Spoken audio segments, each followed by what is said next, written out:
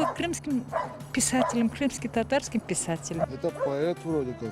Знаю, что вот здесь вот его родственники, как бы дальние какие-то, но живут вот здесь родственники ваши. Это крымско-татарский писатель.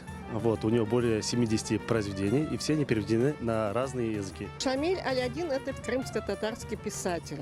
Наша улица названа в честь его. Он еще в Узбекистане был, насколько я знаю, заслуженным писателем. Улицу-то назвали, а у нас везде, вот в налоговой или где-то, почему-то улицу, его имя коверкают. Аладдин Шамиль или еще что-то там. Неправильно. Надо написать там правильно, чтобы была улица Шамиля Аляддина.